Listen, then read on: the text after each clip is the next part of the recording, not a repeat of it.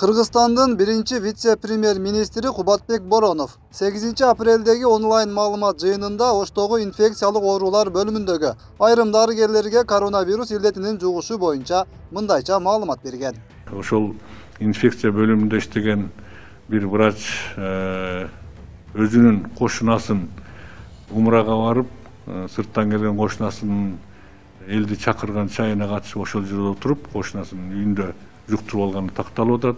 Ошондон кийин анализ чыкканга чейин өзү да байкабай жүрүп, келип жумушта жүрүп, ошо жумуштагы өзүнүн коллегаларына жуктуруп алганы боюнча саламаттык сактоо министри бүгүн бизге маалымат берип атат. Бирок Бороновдун бул билдирүүсү болбогон сөз экенин коомчулукка кат аркылуу жеткирүүнү чечкен. Оштогу айтылып жаткан оорукананын 17 кызматкеринин колу коюлган кайрылуу социалдык тармактарга жарыяланды. Ал катта мындайча жазылган. Ош шаарынын эпидемиологдору туура эмес билдирүүлөрдү берип, биздин аброюбузга шек келтиришти деп эсептейбиз. Себеби биздин дарыгер эч кандай кошунасыныкына барып, чай ичкен эмес.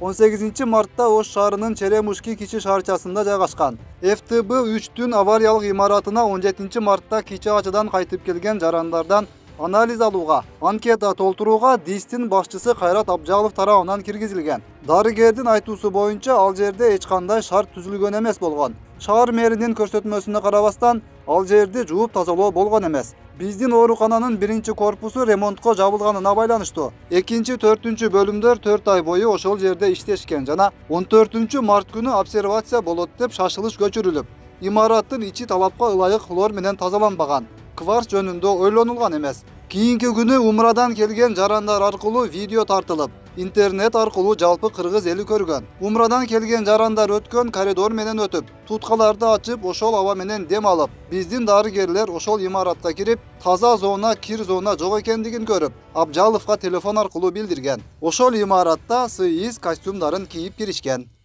Мындай маалыматтан соң коронавируска кабылган дарыгердин каты да жарыяланды. 33 жылдан бери дарыгер болуп иштээрин айткан тарапта Бороновду куру доомат кылбоого чакырган. Бүгүнкү информация мени шок түшүрдү. Дарыгер ажыдан келгендердин үйүнө барып чай ичип, ооруп калып, кесиптештерине жугузду деген жалган жала. Мен эч кандай ажы тойго барган эмесмин. Менден 3-4 күн мурда бөлүмдөгү дарыгерибиз Сайра Шакирова, андан кийин 28 мартта жугуштуу оорулар бөлүмүнүн дарыгери Зарина Райымкулованын дене табы 38 градус болгон. Биз бардыгыбыз бир маршруткада жумушка барып келип жатканбыз. 30 март күнү түндөсү менин температурам 37,1ге чыгып, ошол боюнча жумушка барган эмесмин. Абалым оорлошо баштады эле. Бейшемби күнү эрте менен ПЦР тапшырдым. Анын жыйынтыгы күмөн болуп жатат дешти. Мен кайрадан Кайрат Макамбаевичке звонок кылып, ооруканага жаткыза бергилечи десем, сиздики 37 эле экен, штаб чечет деп болбой коюшту.